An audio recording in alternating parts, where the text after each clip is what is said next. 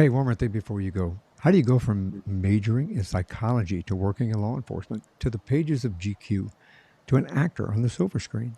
What happens when you take the step to advance your photography hobby to a career as a filmmaker? We're going to answer these questions and more. We're also going to find out how you too can make that jump as well. When we have a conversation with Indiana-born model and actor turned self-taught filmmaker Bo Roberts. I'm your host, Michael Herst. Welcome to One More Thing Before You Go.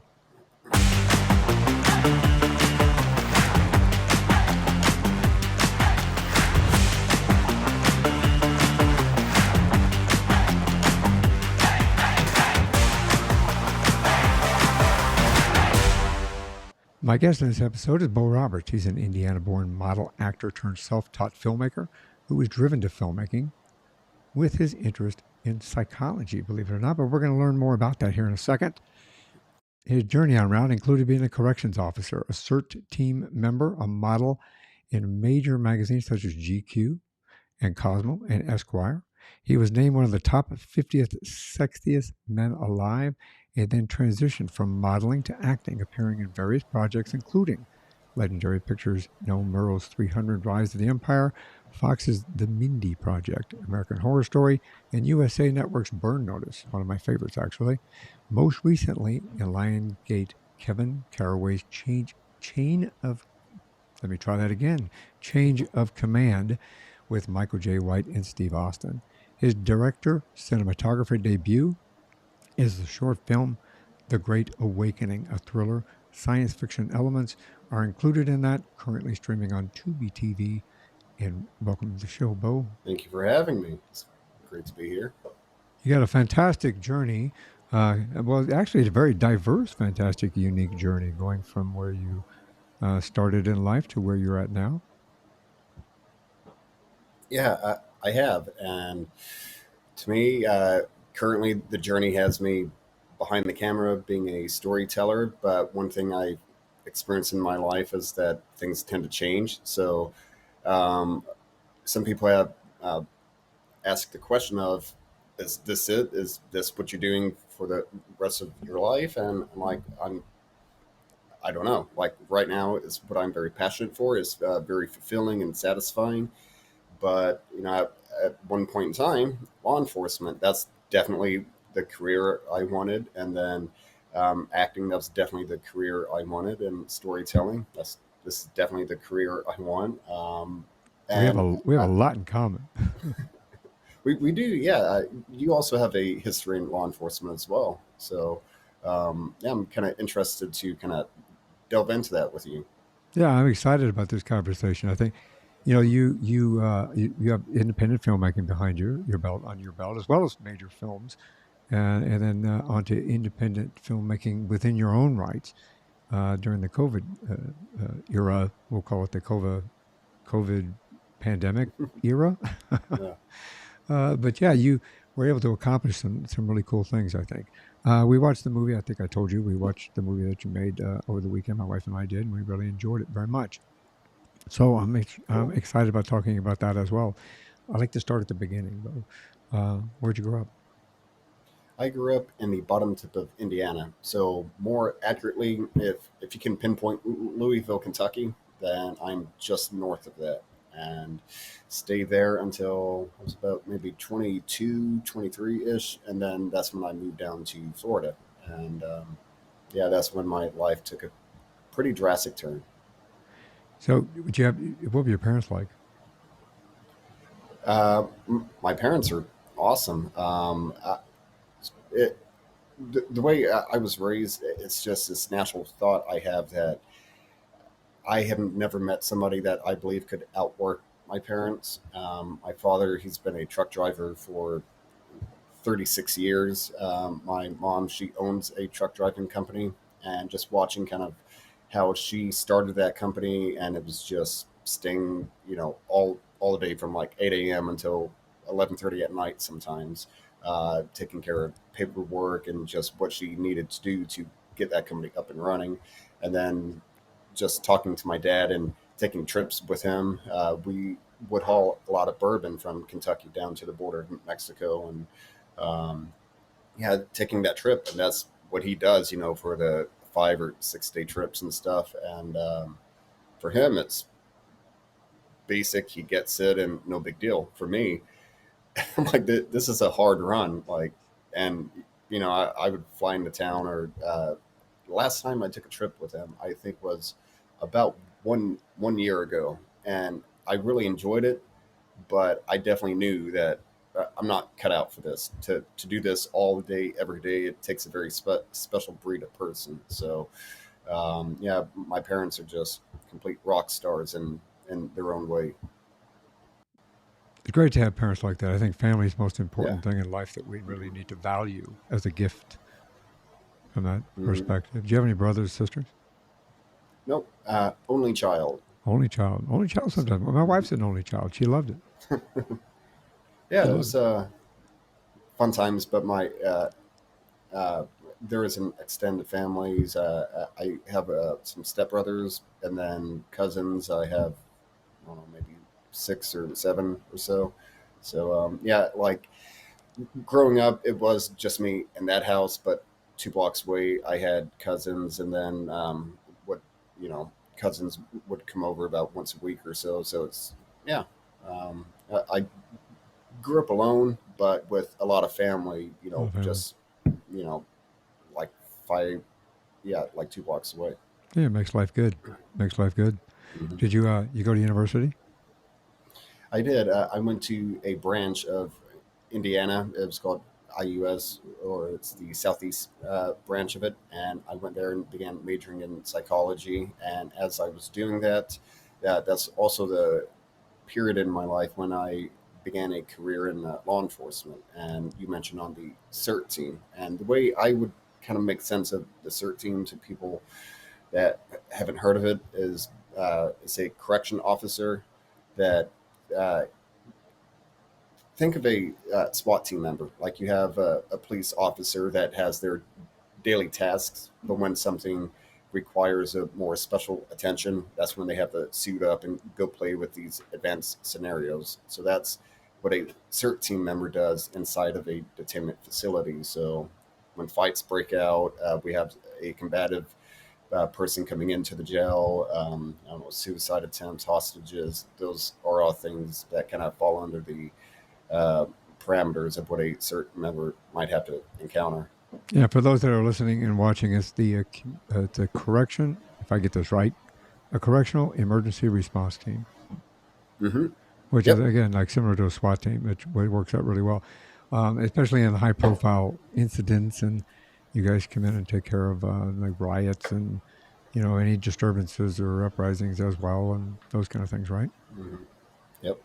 We do, and for me, going from college, like I was exposed to the DSM. It's essentially the Encyclopedia of Mental Disorders and quirks, and just a lot of kind of what makes people tick. And I was introduced to that in 7th grade in the library, and it just kind of jumped out to me. So initially, I thought I went into law enforcement to serve and protect, and all of the right reasons. And now, that I'm 36, looking back at my Yeah. younger self, I can definitely see how that human interaction and just kind of overall people watching, that's always been of interest to me. So law enforcement to me is ground zero of human emotion. You don't have a Yeah. filter from Instagram that you can hide behind, and like to me, I can feel like I was the grim reaper in corrections because I was the guy kind of comfortable in that scenario. So anytime an inmate's loved one passed away, I'd go into the shift meeting, and it would never be anybody else. It would be me that they say, okay, you have to drag this person out into a hallway and break the news to them. And then, just kind of sit in that space. And then, at some point, it's like, all right, well, I've got to put you back in your cell. And yeah, so it's a very raw, um, you know, examination of kind of how people are, just in life. Well, and an analogy for that, I think you'll agree with, is that law enforcement officers see all walks of life. We see the best people Hmm. at their worst, and the worst people at their worst. So you see Yeah. all levels and it, Hmm. you get to see what goes on behind closed doors that other people don't, and unfortunately, and within that realm, it gives you a new perspective on life itself and how valuable it is.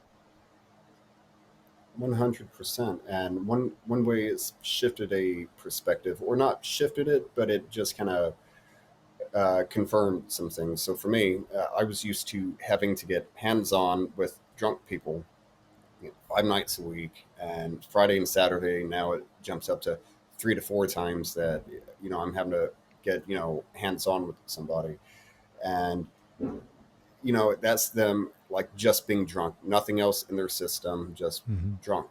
But everybody that came into the jail, if they only had marijuana on them, like if they smoked a joint and got caught, they would walk in and say, "You got me. What's next? Are we doing prints, photos? What's going on?" So for me, at a very young age, I'm like, I'm actually scarred for life from trying to handcuff a drunk person. But that's legal, and I've never had any issues from anybody only smoking pot. So I'm like, why is that illegal? But alcohol, it's perfectly fine if you're 21. Liquid So, courage. yeah, yep. So it was interesting how that just kind of made me re re-examine some things. You're talking to a guy that ran a DUI team for 4 years, as part of my Jeez. career. So that's all I dealt with Mhm. were intoxicated individuals that only had one drink or two Always. drinks, always, never more than Yeah. two, and didn't think they did anything wrong whatsoever. They were just out enjoying dinner or enjoy having the company with them or whatever the case may be. They did not want to be arrested because they didn't feel they did anything wrong. So I Mhm. understand. I empathize with you, dude. Yes, I have been there, done that, and it's a difficult it's a difficult daily task at times, and a lot of people don't understand, especially when you deal with it over and over again. Not just once Mhm. or once in a blue moon or once a week or once a month. When you're Yeah. doing it on a consistent basis and do it every Day after weekend, day. Yeah. yeah, just kind of gets on you. How Mhm. long were you in law enforcement? About 3.5 years. 3.5 years. What Hmm. took you out of that? I went to spring break with a Whoops. fraternity brother, and we went down to not the MTV spring break. We did that the previous year, but that particular year we went to see his sister in a place called Sarasota, and that's where I went down, met some girl, and that kind of took off. And then I went back to Indiana, and then one day I told my parents that, hey, I met someone in Florida, and I'm going to move to pursue that and see what comes of it. So at that time, yeah, I was in law enforcement and used to compete in the whole cage fighting stuff. I did that for about 4 years, and I guess it turns out I'm a lover, not a fighter. And packed my bags, took off, went to Florida, and yeah, started really making sense of what I wanted to do career wise from there, because I really appreciate and cherish every memory I have from law enforcement, but it wasn't really what, something that I wanted to do long term. The more I got into it. Yeah, it's law enforcement is I loved my job when I did it. I won't lie about Mhm. that, and I wanted to continue it to go on up the ladder. Eventually retire as a chief. With just having to sit behind a desk and make decisions and collect a big paycheck and go home. But I miss the street at times. But when I look back on my career, it was hard on me. It was hard on my family. It was hard on my kids. So sometimes, we have to make a decision to kind of move forward and find out what's best for us. And I think you moved on to something that you give back to people in so many ways. So you're still contributing to society, but just in a kind of a different, unique way. Hmm.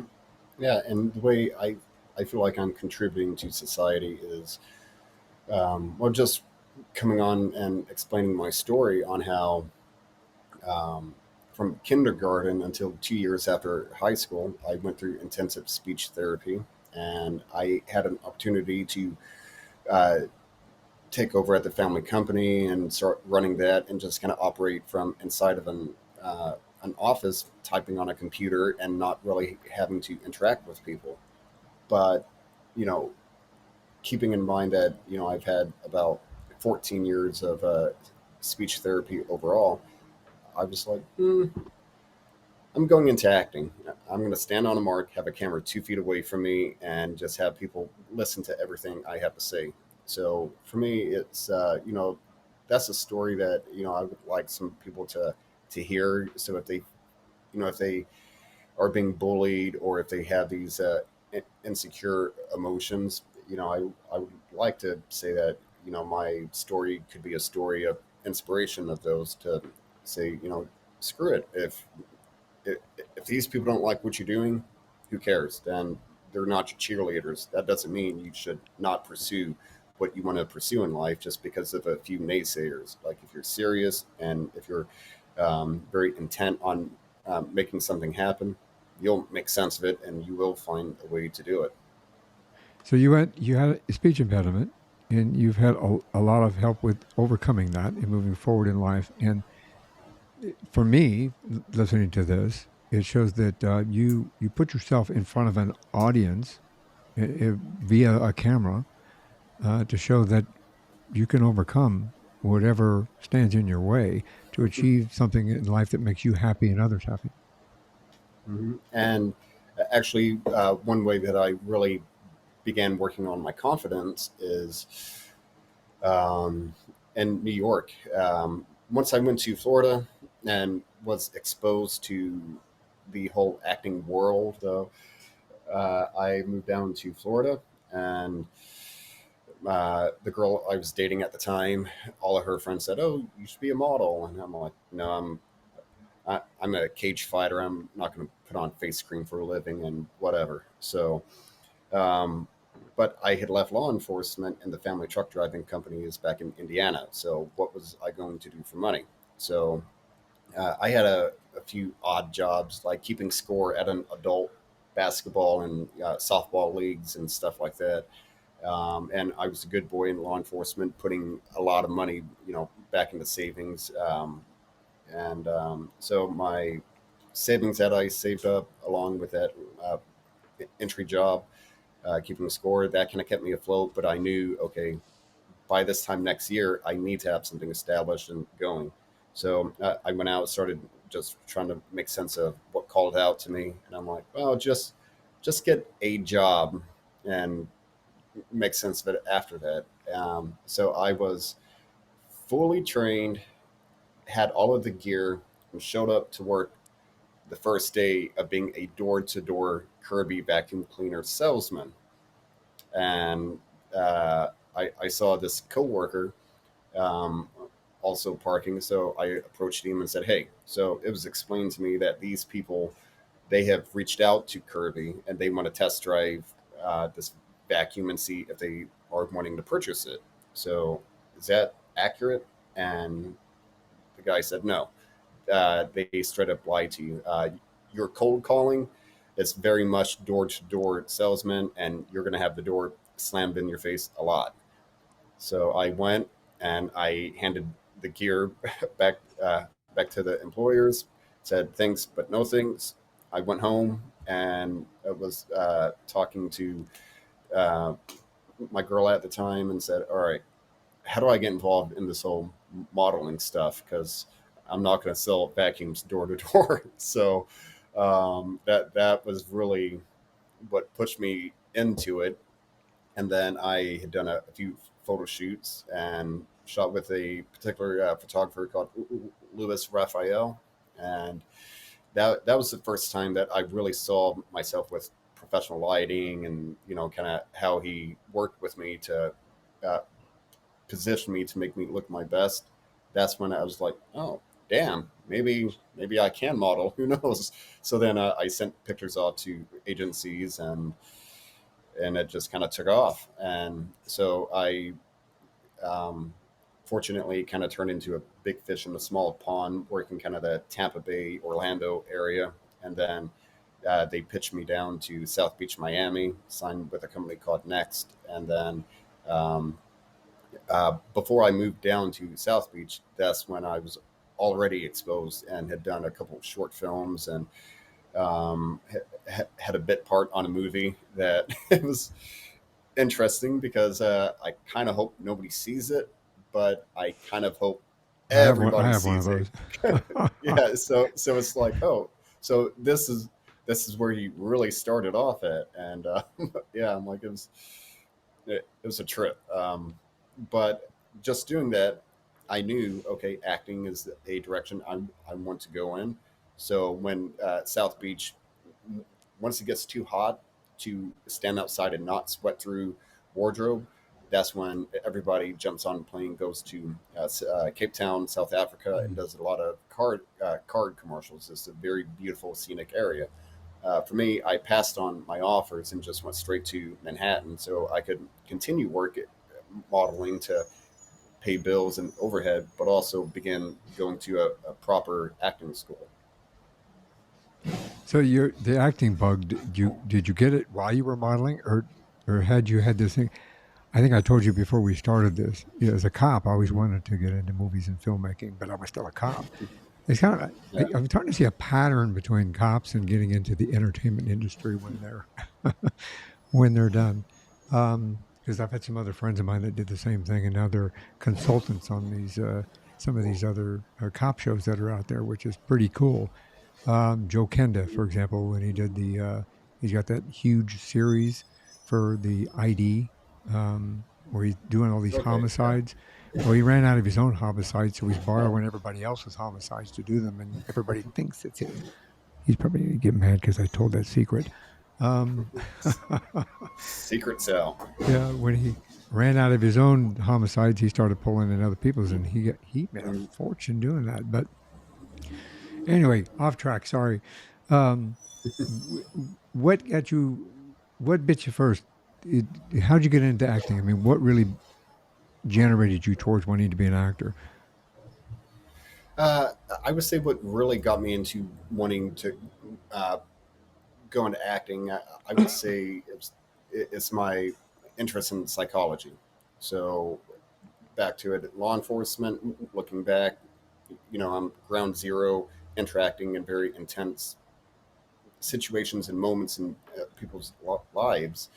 And once I was exposed to acting, initially I thought, oh, you're just that guy from the Midwest dreaming of being on TV one day. And but then once I really began reading a script and breaking it down and making sense of how would I be in this situation, like I really appreciated that because uh, it took my interest in psychology and turned it back on myself. So once I got into acting, the technique that really called out to me is called Stanislavski, and you have something called method acting, where somebody walks around, even offset, being that character to get fully ingrained in what they are wanting to uh, bring to that character on set. Stanislavski is more that you've already lived that character, that there is some situation in your life that is a very good proxy to put you in the emotional ballpark of what the scene requires. So it's all about sensory and memory recall. So it's not just, like I was had just turned 16, uh, way out in the country. Grandma lived next door, and all of a sudden, phone rings. Grandpa's having a heart attack. So I run over there, and for like 20 minutes, I'm trying to do anything to help. But then, like I knew he died. Grandma's freaking out, and I'm 16 years old, and so that's a very powerful um, memory to pull from. But you don't just think about that. Like you have to think about, okay, when you went into grandma's house, how did it smell? Like we all know, uh, okay, let's see, it's grandma, so the stove was on, so and she just finished, cooking something, so it had that certain aroma to it. It was a very warm, inviting house to go into, and it was nice and hot. I was in the shower, uh, bathing, and this takes place in the dead of winter. So I didn't even towel off. I just put a shirt on and ran barefooted through the snow. So I went from a hot shower to the cold weather, back into the hot house at grandma's, and what texture did the chair have. So all of these, very tiny, seemingly unimportant aspects of that memory, when you explore them, it people typically get very surprised at how much more it helps them, kind of emotionally get back to that place. So for me, I feel like I've lived a pretty decent amount of life to where I have some scope. So Stanislavski is the tool I use to invoke certain, uh, memories. I know that's really great for actors. Familiar with the methodology that Stanislavski uses. Do you think that brought you? Um, do you use that when you direct? When you like I you? Sorry, yeah. So I definitely use Stanislavski as a filmmaker, and I say that I am a Stanislavski filmmaker, and a lot of that can be shown in the story I told with my movie, The Great Awakening. It was not very, step by step on, okay, this is Right. happening, and for me, the prime example I use is The Great Awakening is my COVID movie without it being a COVID movie. So uh, I had these thoughts that, okay, one movie is going to be your basic haunted house during lockdown. You don't want to stay because the house is haunted, but you can't leave because of COVID. There's a scary movie. So Yeah. so I came up with these ideas about, okay, someone's making a movie about contracting the virus, or maybe the vaccine turns you into a monster, or maybe lockdown is the mass enslavement of the human race. And I'm like, that's all very on the nose with COVID. Whereas for me, I wanted to kind of explore what COVID or 2020 means to me. So in 2020, COVID is introduced, mentions of lockdown, but then lockdown is now being put into place, and not just here, but like in this country, Russia, China, United Kingdom, like all over the world, we're going into lockdown. And now murder hornets are on the news for whatever reason, and then Yeah. they vanish, and then the CIA released over 10,000 documents confirming their interactions with UFOs, and that wasn't even trending on social media. We also had a very turbulent election year, the Black Lives Matter movement. So it was just one haymaker after another. So for me, my best way to summarize 2020 with one word is uncertainty. So uncertainty became the common thread for my COVID movie. So the story is crafted in such a way, it was executed on set, and then we polished it in post with the full intention of letting the viewer comprehend the story and what's happening. But the way I chose to deliver that message, something seems off, and you don't know why things are happening the way that they are. And and also in post, the way that scenes were uh, stitched from this scene to that scene, it was very intentional for the viewer to have no idea where the story was Right. going to go. So to me, that's me putting the viewer back in the emotion of uncertainty, which to me represents 2020. Did you shoot that during 2020 during the COVID? No, I shot it last year. Oh, last year. So very, very early in last year, and then spent the remainder of the year in post production hell. I had an issue that had me completely dead in the water for about a month to a month and a half, and I reached out to various people, and the people that built the software program and the camera I shot it on was the Red Komodo, and that camera had just come out, and so I'm like, is there an issue with the footage? But then it hit me that no, I've been working on the footage, but all of a sudden now it's not working. So I was just completely lost. And then that's when I reached out, and because I had actually hired a couple post production people to do like a screen share and work with me through the problem, and nobody could make sense of it. And it wasn't until I met Casey Fitzgerald over at C4 Studios. He came on board. He loves to champion micro budget, low budget movies, and really help them bring their vision to life in a professional way. He had worked in the studio system for some time, so he's used to these $100 million projects that he's kind of crewed up on in that sense. But for him, he really wants to help out people that have this vision and have everything that they want to do, but there is a certain professional aspect to it that many of them are lacking. So, like for me, what he gave me is this amazing gift to where I actually passed quality control on my very first try, and it was my first time ever going through it.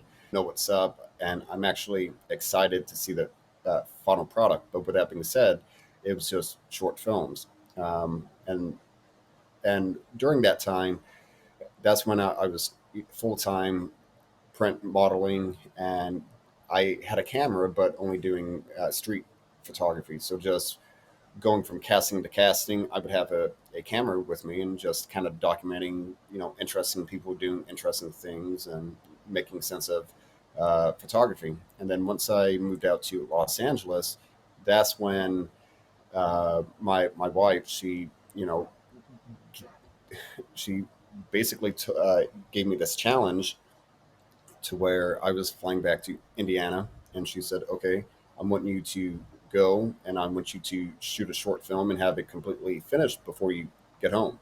And I said, "With what gear?" And she said, "Well, your camera shoots video. I know it's only 1080, but it shoots, and it has a microphone built into it, and use what light you have and just go shoot something." So I did, came back, and that's what really kind of started that fire, because going through the process and just seeing how I can change things around in post, but then actually being on set and framing, like I fell in love with the entire process. So once that happened, it became this usual thing that every morning I would spend half an hour to an hour on YouTube just watching tutorials. And for this stretch of 3 months, the only thing I would watch is how to improve lighting and how to do it on my budget, which means at that very starting stage, I didn't have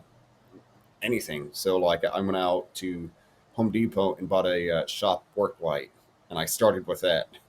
And so the first challenge was make sense of changing your white balance so people don't look orange from the work light. So how do you do that? And then after a couple months, I would move into camera movement. After a couple months, go into post production. And after about 5 years of watching half an hour to an hour tutorials on YouTube, and very importantly, I've shot about 15 short films during that span as well. So every project that I would do, I would say to myself, well, you just learned how to use light to make it look like it's midnight outside. So when you're shooting this short film with your friends at this no budget, people were just wanting to update their reel, put that into practice. Like you studied it on the computer, now actually do it on set, and just kind of doing that. After 5 years, some of it stuck. Yes, absolutely self-taught. Absolutely self-taught. That's pretty cool, actually. I mean, you obviously had some some training and some visual opportunities when you went on other sets, and while you were an actor in some of the TV shows in the film that you were in, I'm sure that contributed to your experience as well, understanding the blocking and the filming and the cinematography and the angles and the close-ups and the wide angles and everything else that's involved in framing a shot, because you did really well in this film. Everything came together really nicely, and I think that the atmosphere was created in a very unique way, and it presented what it was supposed to. So you, obviously being self-taught, you did really well. Thank you. And yeah, and back to it, me being on camera, I can definitely pull and see how it's helped me as a director and storyteller immensely. To where I've been that guy to where I walk Yeah. on set and I'm shooting with my Brooklyn boys. So I'm happy to see everybody on set, and we hang out for a few, and then we go to work. And then I've also been that guy to where I went to an audition, booked the job, and now I'm showing up and I don't know anybody, and it's like, all right, business, let's just get to it. So I've experienced it on each side, and so it's like maybe if this actor is a bit newer and if they're tense, just ways to kind of break the ice with them, because I've been in that uh, in their seat before. And also, you know talents having to worry about, okay, walk up stage, you're going to grab this. When this happens, you're going to come back here, and there's a lot of stuff that they have to do, but it's vital that they hit the beats and deliver the message in a very specific way. So if they're not, uh, I back to it. I've gone through that process to where you have a lot Mm. happening. So the way that I can convey my message and interact with talent, I view that as being a, a strong um, a strong thing that I implement into my game.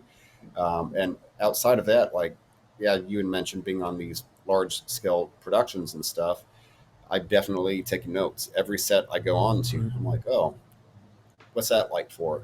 Why is this happening? What speed are they working at? What's the overall feeling of, okay, this is like a major studio production? What's the same as low budget things I do, and what's different, and just kind of cherry pick what I like, what I don't like, what I want to see on my set, and Right. what can't happen on my set. So back to that scope, I've kind of been all over the place. Well, and it's interesting because obviously, even on big budgets, they worry about budget and they worry about cost. Hmm. But especially with an independent film, or when you're doing it yourself, every dollar and penny counts. So it's, you don't always have the pleasure of taking 10 takes to make sure something comes out exactly right, because money, that's money, then that's time and money, and so forth. So you, from that perspective, do you like it in front of the camera or behind the camera better? Right now, I very much appreciate being behind the camera and acting. It was great for me to, uh, you know, once again go through memories and kind of sip through it, and it really helped me deal with some issues that were kind of bad points in life and sad and stuff like that. Right.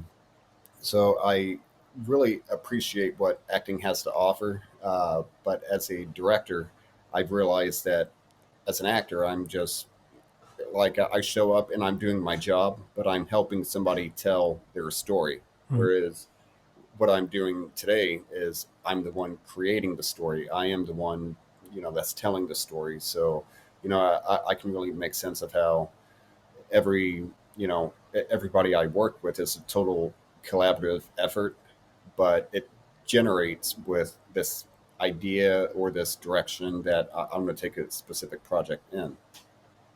Do you think, from a perspective of the difference between film and TV, because you've been on both sets, Mhm. do you think that there's a different vibe between film and making TV? Yes, I would say the vibe does change going from film to TV.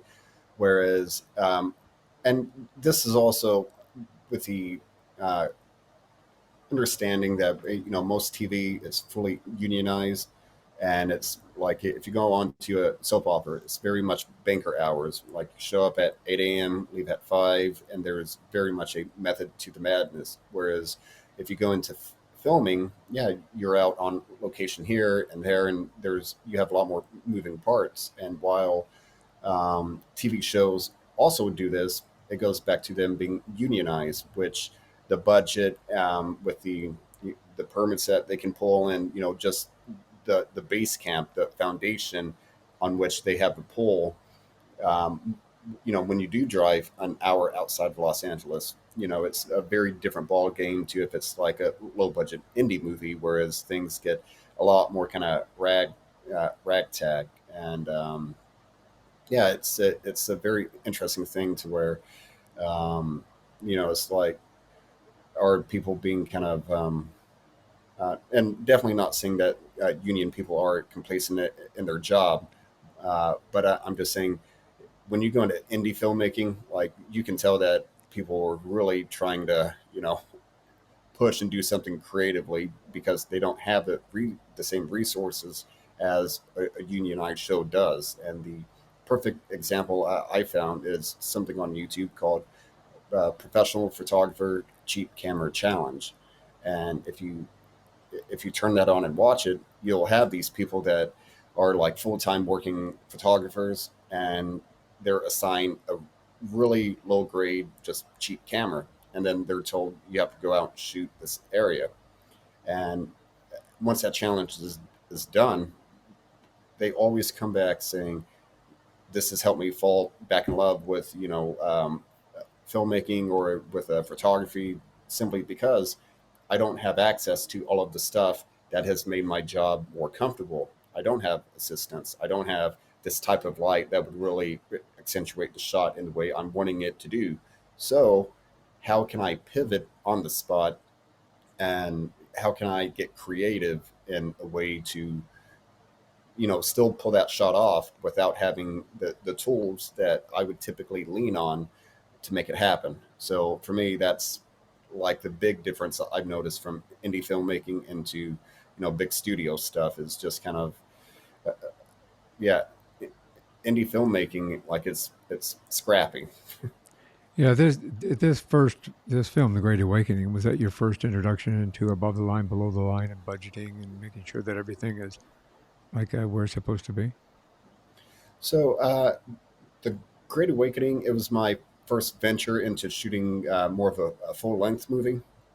I shot the 15 short films prior to that, but I've also worked as a crew member, and worked as a crew member on, I would say, about maybe 13 features.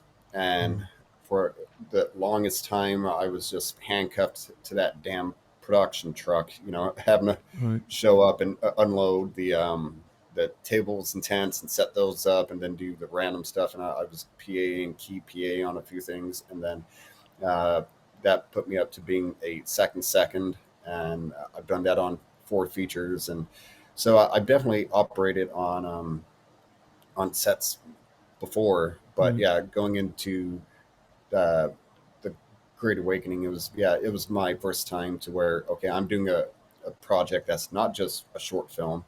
This is a 3 week shoot, so scheduling is very important. So, but working on as a crew member on other projects, it really introduced me to scheduling. And I would see the call sheet, and Right. uh, hear about changes that have happen at lunch that have to reflect on tomorrow. So that really helped kind of ease me into the chaos that can happen. A lot of on the job training. Yep, A lot of very on the much. job training. Was it difficult to come up with a budget for that film? Nope, it was very easy for me to come up with a budget for my movie, because we didn't have one. um, yeah, so Oh, yeah, I've been yeah, there. like, yeah. So I started off doing the Hollywood version of telling people about it, and just started straight up lying, and trying to sound big budget and like a blockbuster. And I told people I had $2,500 to make this movie, but in reality, I only had like 1,600.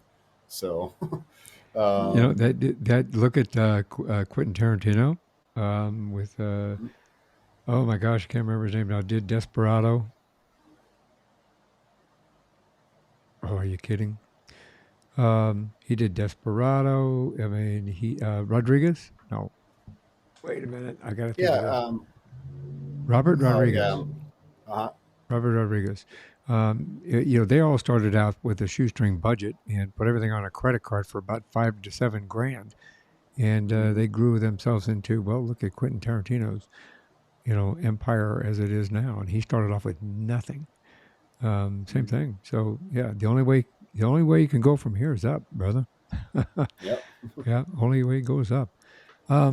When you, excuse me, in dealing with uh, your casting and everything else, did you get?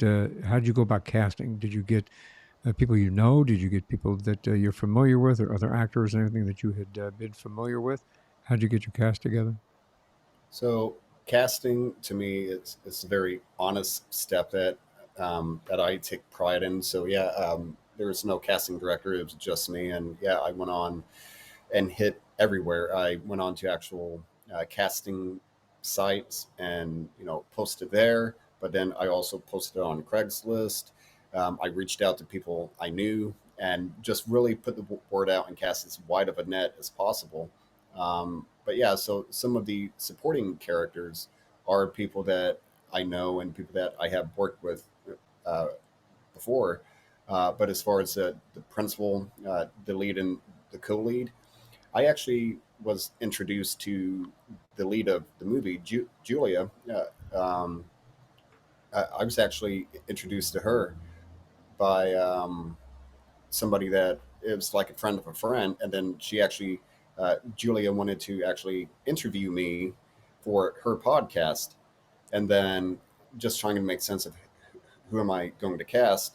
That email came in, and then she had her website, her info on it, and I noticed that she had a lot of stage performance, which definitely jumped out to me because I feel like we are in this time in history to where a lot of people care about how many people follow you on social media, opposed to what kind of proper informal training you've had to to actually act and um, bring that craft on screen.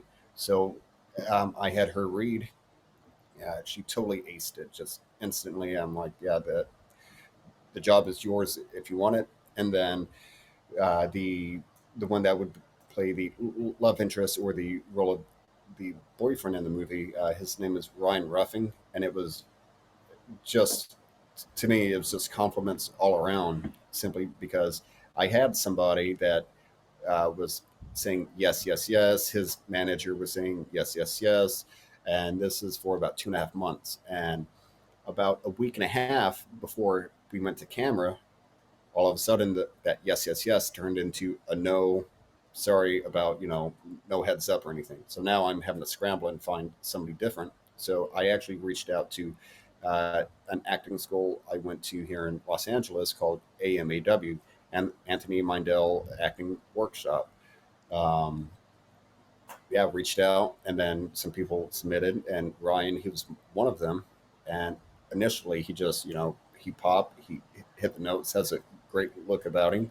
So then I set up a Skype call and had both of them just kind of read through a scene, and knew that I had the people that I wanted. So with 10 days notice, Ryan, he auditioned, kind of had a webcam table read as a type of a callback, and then he showed up completely off book and you know, never even had to go down to the script to find it. Like I was very impressed with how prepared he showed up for what amount of time he had worked with for it. So Yeah, yeah. and for those out there listening that are just learning this process or and getting involved in it, off book means you know it, you got it down. You don't have to pick the book up again, the script up again, to read it, check your place, read your lines, and move forward.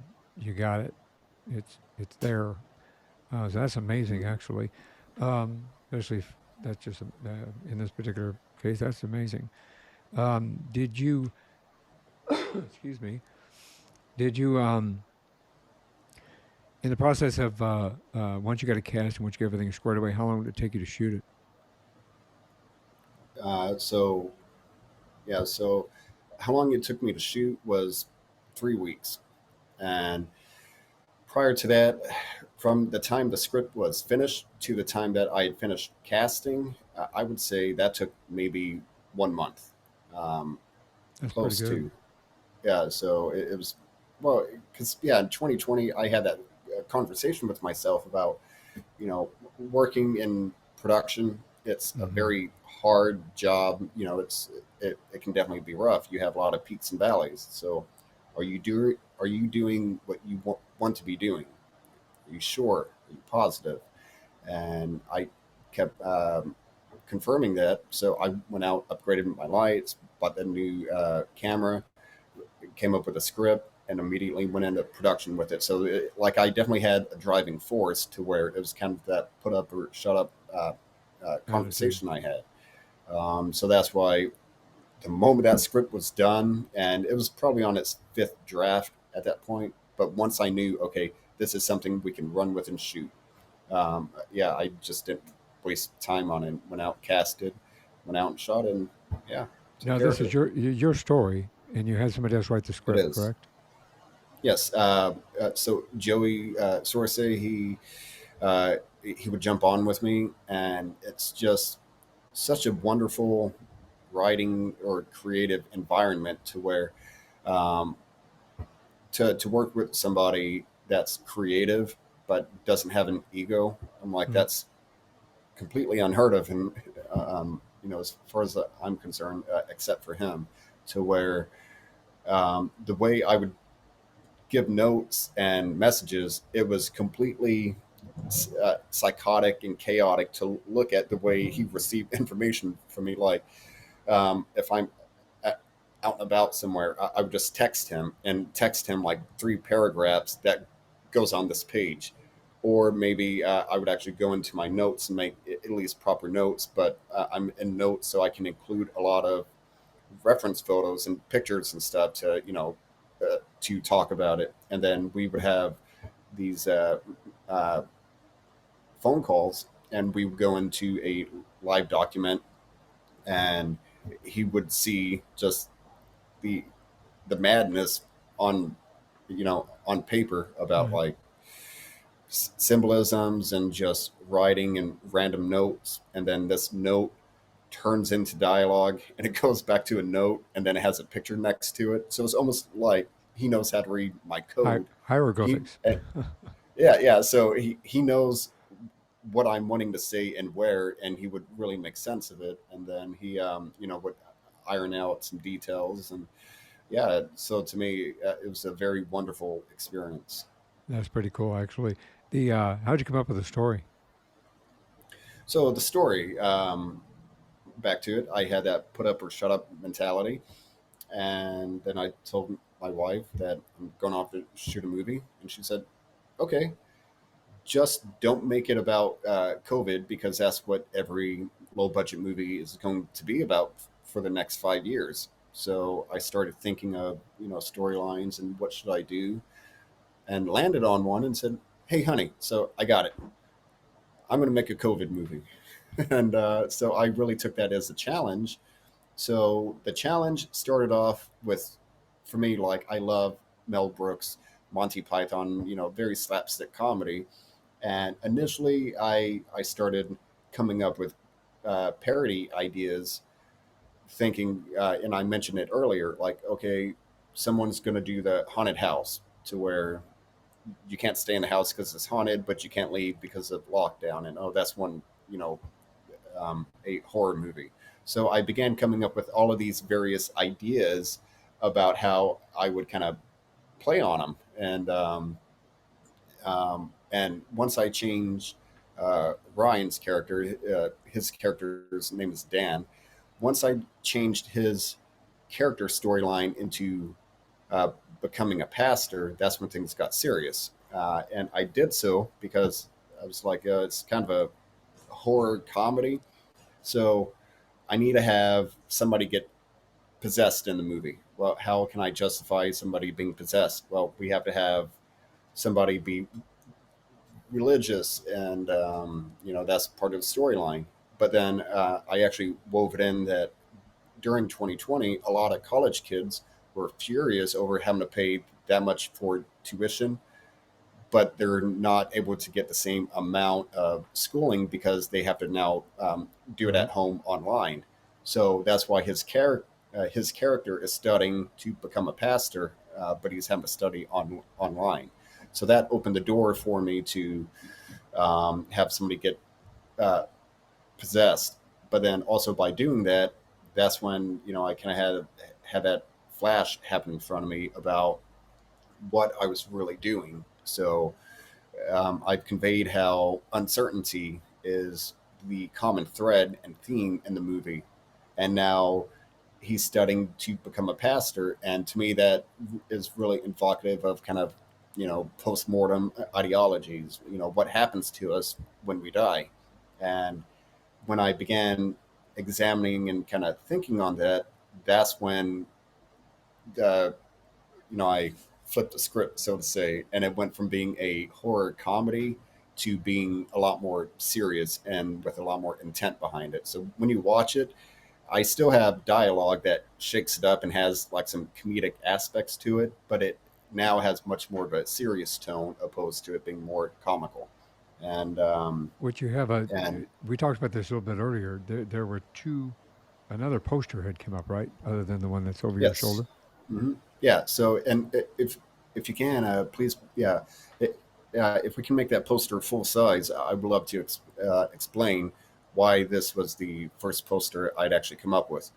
So, an aspect of this movie, or one of the scenes that happen, you have somebody traveling through a tunnel of light, and you see the light at the end of the tunnel. And to me, I began thinking, what does that mean? Well, I think nature and nurture really come into play here, and different people have a different take on it. So if you're religious and believe in God, you may think that's an interaction with God, or going to heaven, or something in that ballpark. If you're agnostic or spiritual, you may think it's astral projection or an out of body experience. And if you're atheist, I just kept a more general and connected atheism with the science community. And in science, when you have a near death experience, blood begins draining from the brain, preparing the body for death. And when this happens, it's very similar to running a car engine without enough oil. It runs it hard and ragged. And as this is happening, it throws the mind into an altered state of consciousness. And people who have come back from that, they've stated, it felt like they were flying through a tunnel and they saw this bright light. So we have the belief in God, you're unsure or spiritual, and then you have the absence of God, or being atheist. Very different mindsets, all experiencing the exact same thing, yet having completely different outlooks on what that means. So for me, that means we're all the same in the sense that we're all just humans trying to rationalize with what is consciousness, what should be, and kind of what's the point of what's going on. So if you look at the movie poster, that was my way to try and make it look kind of intense and more like a horror movie. But you have Jesus on the cross, but then and that represents the belief in God. But then combined with that, you also have the Vitruvian Man, which represents the science-based community. And then if you look at the very center head, you have the third eye open for spirituality, and then the background you can see is actually the all-seeing eye. And there is this is just the what portrait style, but if we had the reference photo of the actual landscape, you'll see that the uh, clouds around it actually form the shape of a human eyeball. So that was my way to say we're all the same. We experience things, but then we just have a different opinion. So can we please get back to having the ability to agree to disagree? And because tragically, I think that's a skill that we've lost as people. I agree with that. think with the communication, I think we've kind of lost a lot of our art of communication in regard to that aspect, that very aspect. Mhm. People forgot how to talk to each other, at least in a civil manner, and understand that we all have opinions, we all have our own thoughts and so forth, and that each one of us should respect the fact that we all have our individual thoughts. Mhm. I agree with that.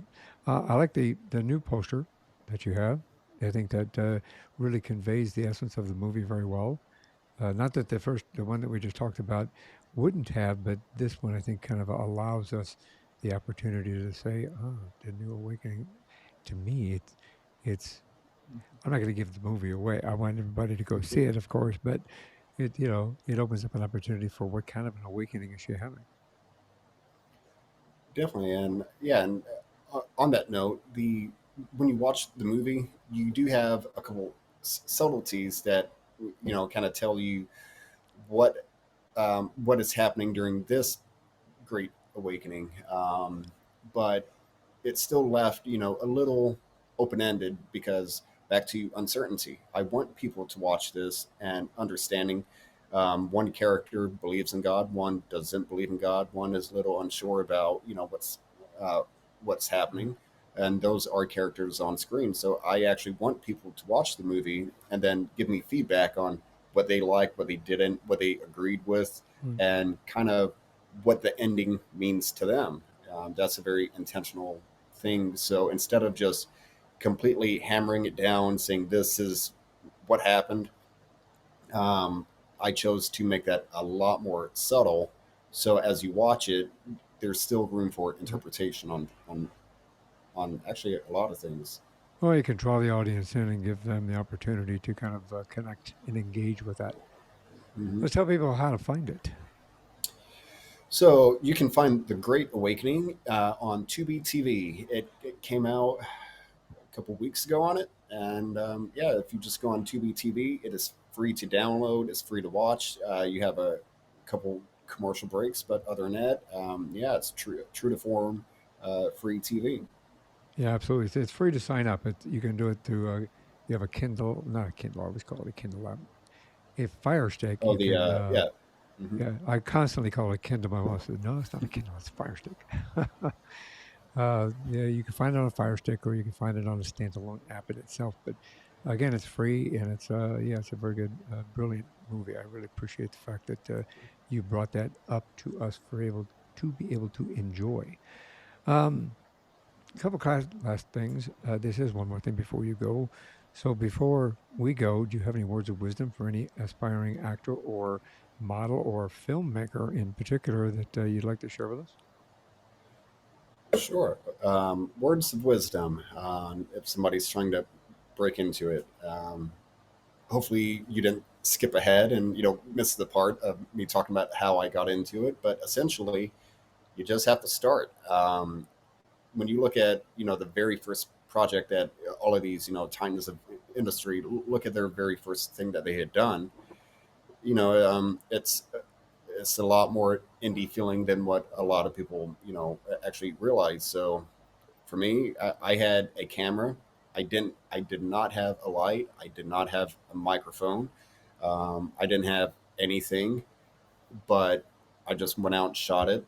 And the next one, I got a tiny bit better, tiny bit better. And as long as you keep shooting with the intention of increasing quality, and yeah, you will be just completely blown away at what can happen. So for me, in 5 years, I went from starting with a short film such as that, taking uh, uh, I didn't have the amount of cast I wanted. So the bad guys were teddy bears that, like we would put right next to the camera. So all of a sudden they seem life size. So that those were the bad guys in my very first project, to save a Cabbage Patch Kid from the Elf on the Shelf. So I started with that, Brilliant. and now yeah, and now my first movie just got distribution.